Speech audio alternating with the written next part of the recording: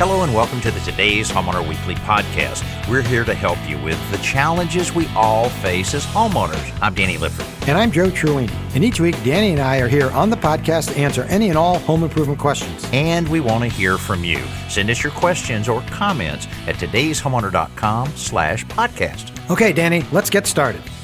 Today's Homeowner Podcast is brought to you by the Home Depot. How doers get more done. It's not just boughs of holly that are going to deck your halls this holiday season. It's you decking the whole house with outdoor lights and holiday decor from the Home Depot. Fill your yard with Yuletide treasure like a hand-painted LED reindeer sculpture. Want to build a snowman? You can, with our 6-foot sparkling snowman covered in lights. You can even pair it with a Disney inflatable Spin.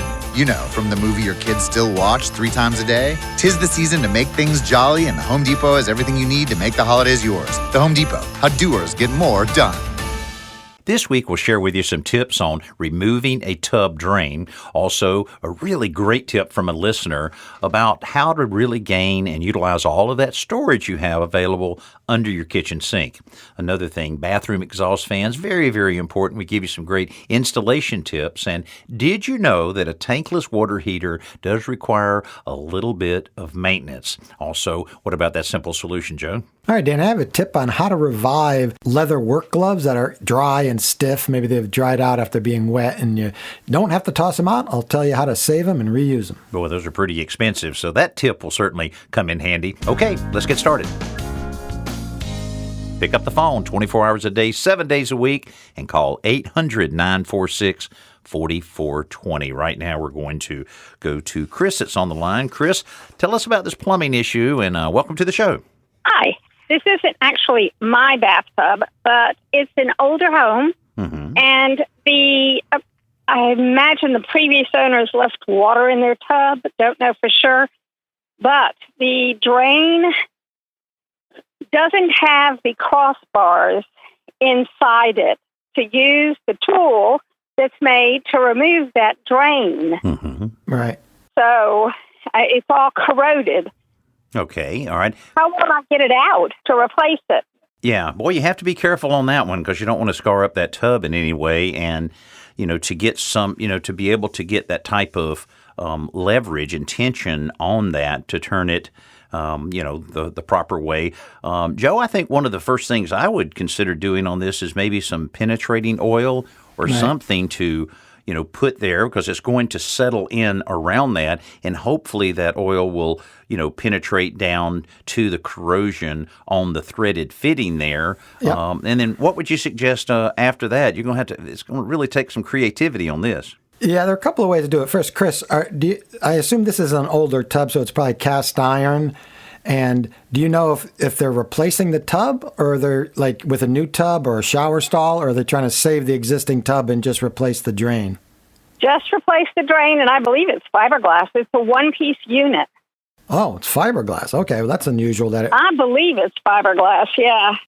Well, either way, it's a little unusual that it wouldn't have crossbars, or maybe they corroded away if it's a newer fiberglass or even old fiberglass. But in any case, yeah, the first thing I would do is, I agree with Danny, squirt some liquid wrench down in around the drain, and you'll have to wait 15 or 20 minutes and squirt it some more because you have to give it time. It's very thin. The viscosity of the liquid wrench is very thin, so it will work its way down. I assume these threads are probably rusted. And then there's a couple different ways. I mean, I've seen people use a cold chisel and a hammer and tap it and just break it loose, and then they can spin it out or heat it with a torch. But they do make, I'm not sure what it's called. It's a cross-threaded universal fitting, and it's made specifically for this. It's hard to describe it, but you can get it at a plumbing supply store. It's brass, and it's got threads. It's tapered and has threads that are kind of reversed. The way they're turned is reversed. What you do is you put it in the drain, and you pound it in with a hammer. You hit it 2 or 3 times with a hammer, and what happens is those cross threads bite into the inside of the tub drain. Then you put a wrench on a pipe wrench, and you can back it out. So that's one way. Another way is if there are often grooves, 2 grooves on opposite side of the drain inside.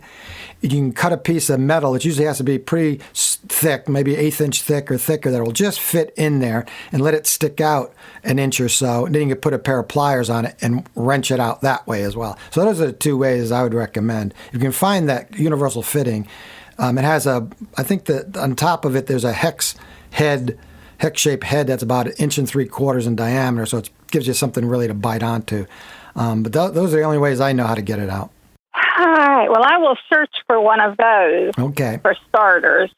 And I tell you, using a blow dryer on there is probably not a bad idea with the heat, and just to heat it up just a little bit. That'll help that metal move a little bit and hopefully loosen up that corrosion that might have it bound together. But just take it slow and easy. You don't want to have to end up putting it in a brand new tub. Well, that's why I figured I'd ask someone else how to do it. I've replaced drains before. And but they always had those cross pieces, right? And I was able to grip it with a tool and pull it out. So yeah, for anybody who's listening that wants to replace a tub drain that still has those crossbars in it, they do make a tub drain wrench specifically designed that sits right over there. But sometimes they're plastic and they snap off, or in your case, maybe they just corroded and rotted away. Okay. All right. Well, I surely appreciate your ideas, and I will test them out. Okay, well, glad to be able to help you on that, and I hope you have a great weekend. I'm sure that'll work out real well for you. Hey, we want to remind you about today's Homeowner Hotline. That number is 800-946-4420. Let's listen to one of the calls we got. This is a pretty good one, and we encourage you, if you have an idea that has worked well for you, no matter what it is, any kind of tip, hey, pick up the phone and share it with us. That's what Tom did recently. Hi, Denny. Hi, Joe. Love your show. Got a simple tip you might be interested in. It works for me. You ever been frustrated about items under your kitchen sink that you can't seem to get a hold of because they're in the back of the sink area? Instead of going ahead and investing in expensive drawerware, you might want to try this. What I did was just go to the grocery store, go to the beverage aisle, where they've got sports drinks or soda pop, things like that.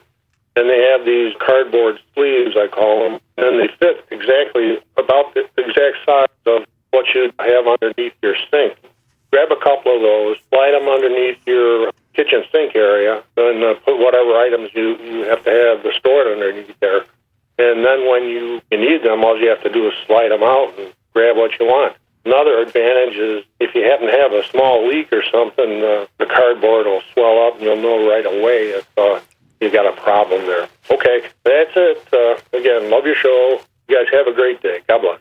Well, Tom, thank you so much for taking the time to great. Yeah, call in. I mean, it makes perfect sense. I know exactly what he's talking about, and to be able to have that access, and I'll tell you what, putting some of the little drawer assemblies under a kitchen sink, sometimes that can be a real challenge depending on how well the plumber did with that P-trap and the other water lines and so forth. But that's a great simple way of doing it. And if it wears out after a little while, you throw it away and pick up another one from the grocery store. And it's a leak detection device as well. Apparently, when it swells up, then you fix the leak and you get a new cardboard carton for that. Yeah, it's a great idea. Yeah.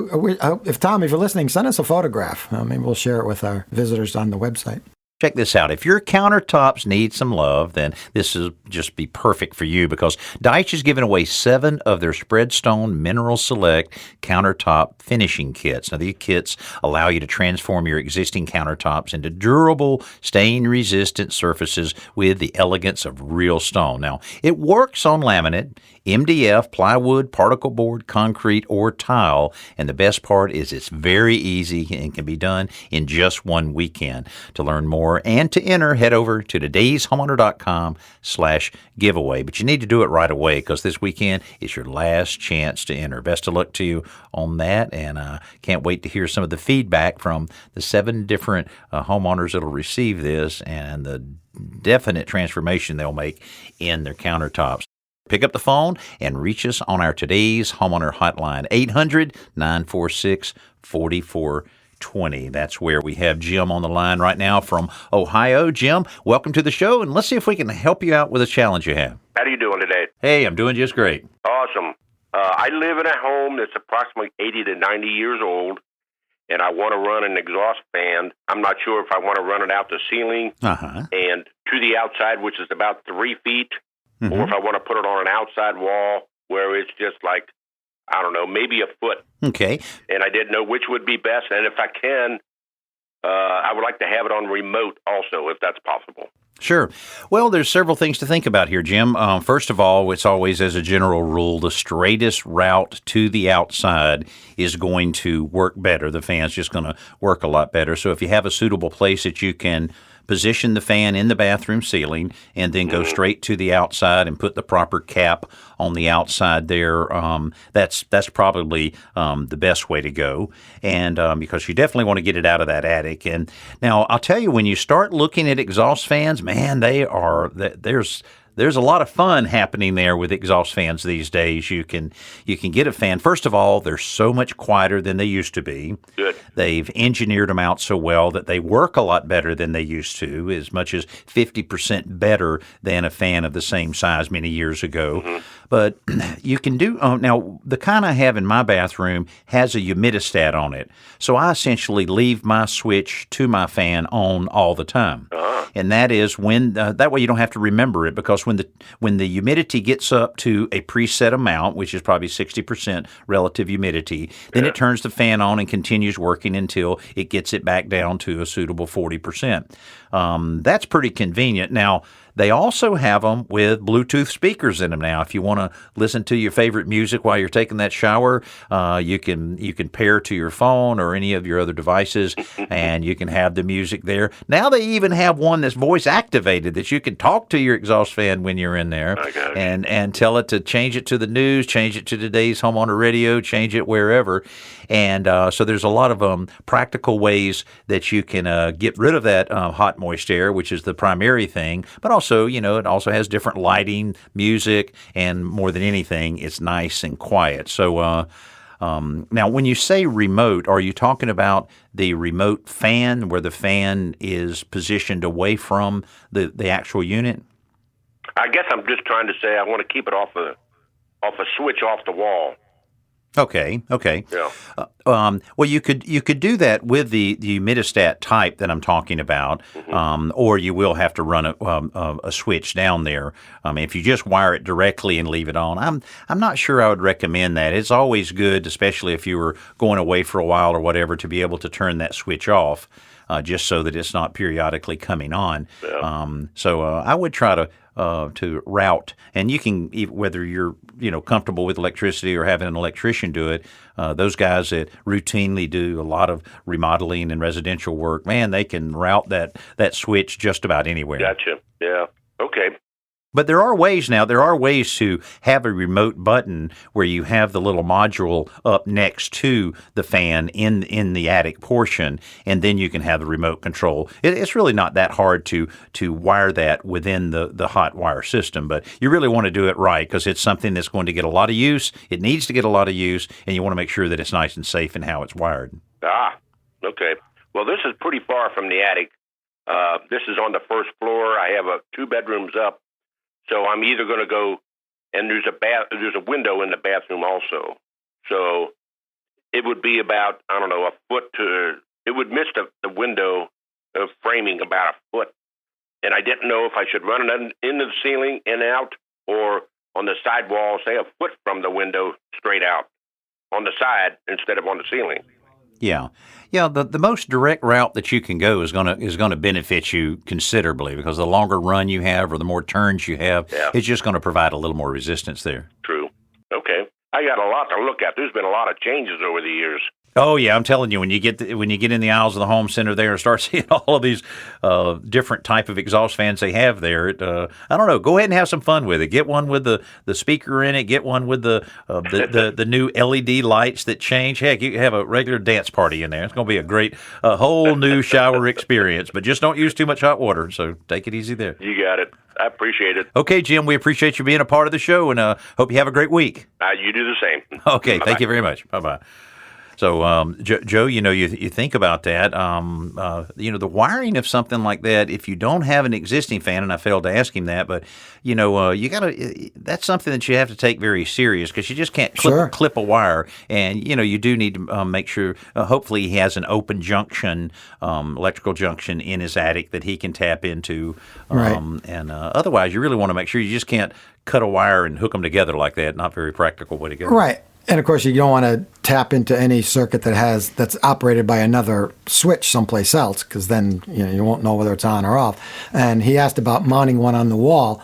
Well, mounting one, which is what I did in my downstairs bathroom, because I didn't want to have the problem Jim had, is okay, if I go up into the ceiling, how do I get out to the wall? The joists are running in the wrong direction. There's a room above it, so I can't get to the attic. So I just mounted it on the wall, and that solved the problem. It was really easy. Now, the downside of putting it on the wall, of course, is all that steam and moisture goes to the ceiling, usually in the center of the room, which is the ideal place to put a vent fan, because you're collecting it right at the source. Here, it has to kind of migrate over to the wall before it gets sucked out of the room. But it does work. It's a pretty powerful Panasonic, and it does work pretty well. So that's another option. Well, let me ask you about that. How well does that seal the cold air out? Because I know you must have the louvers on the outside, and that has the weather stripping around there. Some of those seem to be a little more airtight than others. How successful is yours in keeping that cold air out? I've been really lucky. I've not had any cold air coming in. It closes. It has a damper, then it has the louvers on the outside, and it closes pretty tightly. And when it opens up, you can actually see daylight. Oh, I got you. Yeah.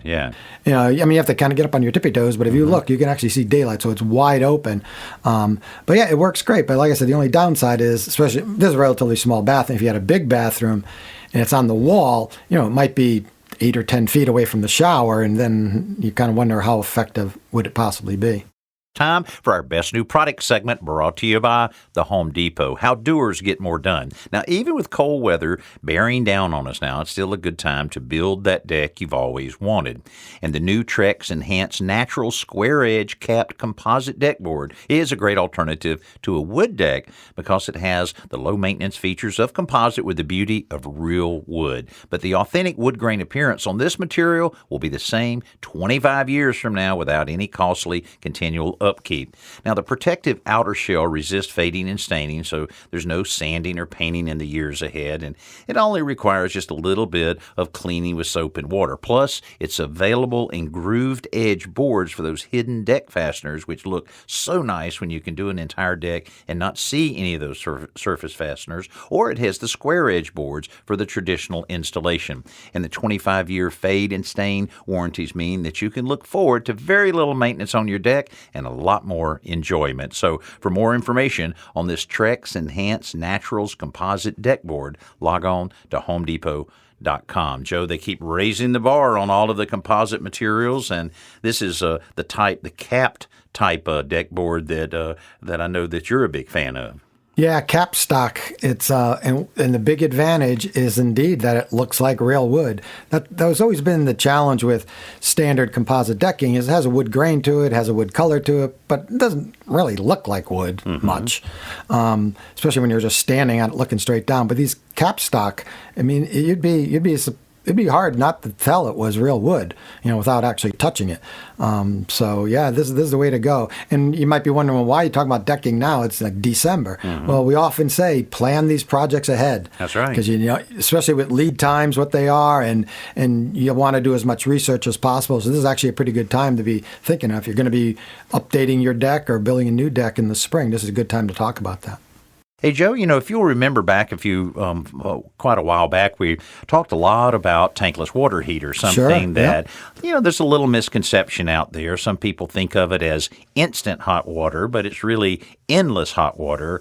But occasionally a little phenomenon called the cold sandwich, the cold shower sandwich happens. Cold water sandwich. Cold water sandwich. And our engineer, Dennis Gould, who is quite the home improvement guy himself, has discovered. So Dennis, you put the tankless water heater in, and it worked really, really well. Oh, yeah. But then you had that cold shower that kind of shocked you. But then it got warm again. But you dug in and figured out how to remedy this. So if anybody's listening right now and you're experiencing this cold water situation from time to time, which usually only lasts just a little bit, but it's enough to make you want to, jump and run down the hallway. So tell us what you did, and who would ever guess that vinegar is back to rescue us again? Of course. No, everyone would guess vinegar is back, because we talk about it every week. It's the miracle. It certainly is. Cure. Cure. Yeah. So I in fact, this happened to me just the other day. I'm getting ready to go to work, and taking my shower, and bango, after about a minute, first of all, having to wait 30 seconds or more for that water to get hot. But as you say, it will stay hot when it's working correctly it'll be endless. But about, I feel like to get the temperature right, hop in the shower and doing the work, and 2 minutes later, cold. And man, the weather is getting colder here in Alabama, as you know, and that is just too much. So I knew what I had to do, and that is, what you do is you go out to your tankless water heater with a 5-gallon bucket, a submersible pump, and I actually use 2 washing machine hoses. They're just about the right length to go to the inlet and the outlet of the pump, and then to the water heater. You disconnect the hoses at the water heater. Right. Uh-huh. First thing, when you take that off, there is a little filter there, just like the kind on a faucet, and there may be some little stones or something like that which may be causing the problem. Right. But ordinarily, there's still plenty of room for that water to get through. So that problem, it's mineral deposits that have collected, and there are more up inside the thing. So once you get the hoses hooked up, you put that submersible pump in the 5-gallon bucket, and you pour in a gallon, maybe a gallon and a half of vinegar, and you just let that thing run. But you most importantly go in and tell your wife you're doing this, because all of a sudden there will be no hot water in the house. Yeah, that's important. Yeah. And I run it for like an hour.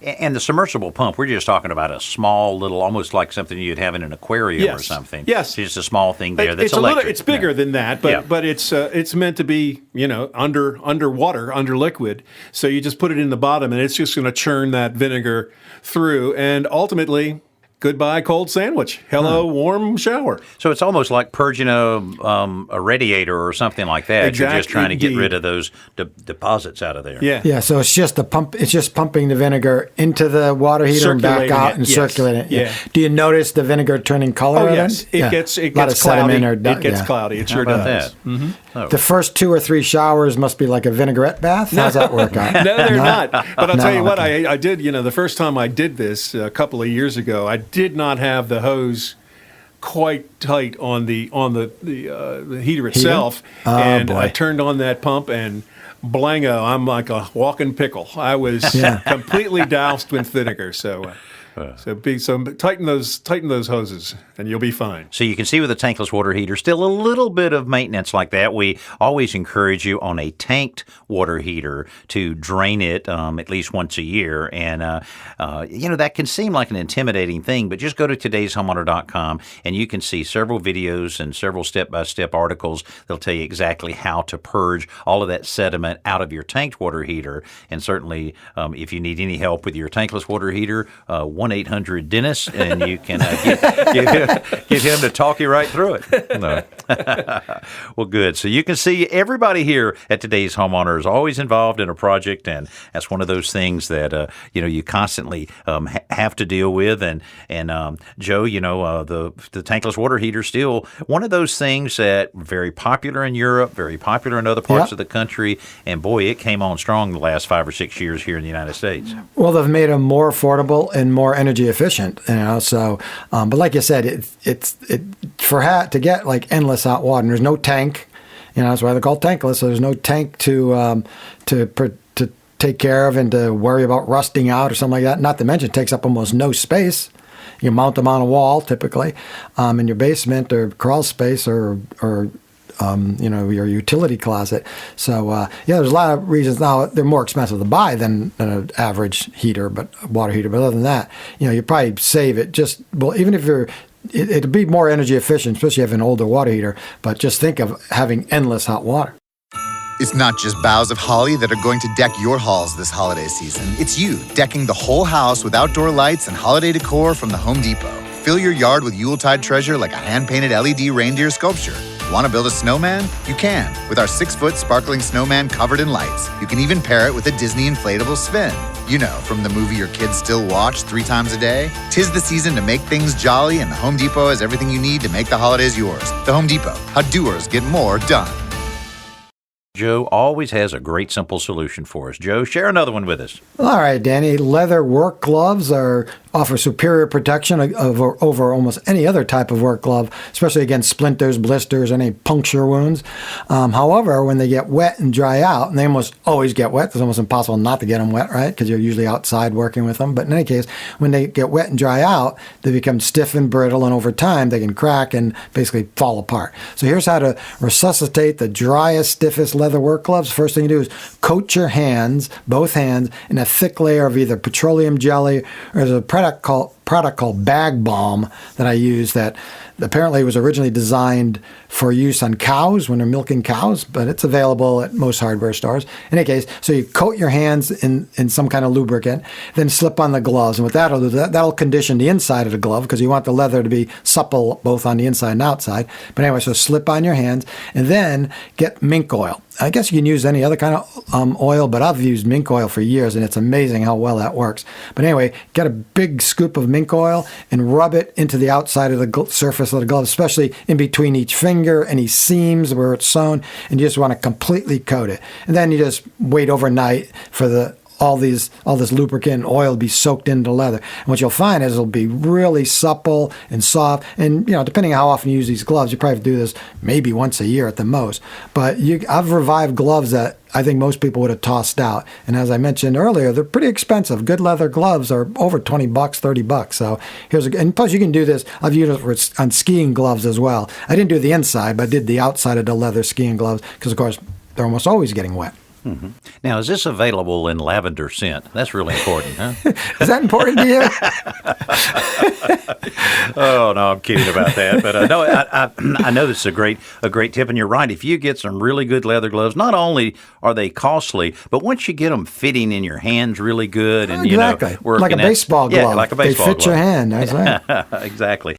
Now it's time for our podcast question of the week. This comes from Marie that says, howdy do. My living room floor is, word for word, howdy do. My living room floor is very cold, so I'd like to insulate the crawl space below. Currently, there's no insulation between the floor joists. Can I use faced insulation with the paper facing up and those little string stays to keep the insulation up, or should I also staple plastic sheeting across the joist? Any information would be greatly appreciated. Thanks, tons, and well wishes. Well, thank you for that, Marie. And you can use, Joe, you can use a face insulation, of course, like that. But there's really no real need because the thing that she pointed out there is extremely important. And one of the things that people make the mistake on quite a bit is turning the paper down. It seems logical because then you can staple it off, but that is wrong. You have to have the paper or craft facing, whether it's in the attic or wherever, turn toward the area that's heated and cooled. So turning it up is the right way to go, but we've used a lot of the mineral wool insulation and using the ties or the What do you call the wires again? They're stay wires. Stay wires. That's right. Yeah. Stay wires. And man, that's about as easy as it gets right there, especially if you have decent room under your house. And I think that's probably what I would recommend to Marie. Yeah, I was thinking the same thing. Mineral wool, it doesn't absorb moisture. It's got great insulating value. It's a little more expensive than fiberglass, but that's what I would use. And that doesn't come faced, or it only comes unfaced, so you don't have to worry about. You can't put it in upside down, I guess. And the stay wires are just little thin pieces of spring wire that are pointed on the ends, and you just press them up between the joists. And the pointed ends dig in, and that's all you need to do to hold it up. And we also, if you don't want to do that, you can put up chicken wire. Chicken wire is pretty affordable and staple it up to the joist. But when we always say it, do not ever put plastic over that That's right. insulation. That kind of makes sense to some people. It's going to keep the cold air from blowing up, but it's also going to trap moisture, and you're going to have all kinds of problems. So leave it open, let the insulation breathe a little bit, and hopefully Marie's living room floor won't be so cold. And I'll tell you something from experience in insulating the floor at Chelsea's house. Occasionally on older homes, you'll have some difference in the spacing between the joists. Normally, you have 16-inch centers, which would be a 14.5-inch space between the joists joist and the joist. And the stay wires are about 16 inches. Now, if you get to an opening there that's a little bit wider than that, what you have to do is actually take two of the tie wires and put them together, and then just take a little bit of wire and wrap around it. Basically, you're just extending them just a little bit so that it will still fill that void, and occasionally you have to put a little slither of insulation so that you're completely blanketing and covering all of those voids in there. But it can save you a little money on your power bill and make it a little more cozy during those winter mornings. Maria, thank you for sending that question in, and we'd love to get a question from you. It's as simple as going to todayshomeowner.com/podcast. Thanks so much for being with us this week on the Today's Homeowner Podcast. I'm Danny Lippard, along with my buddy Joe Truini. We'll see you next week.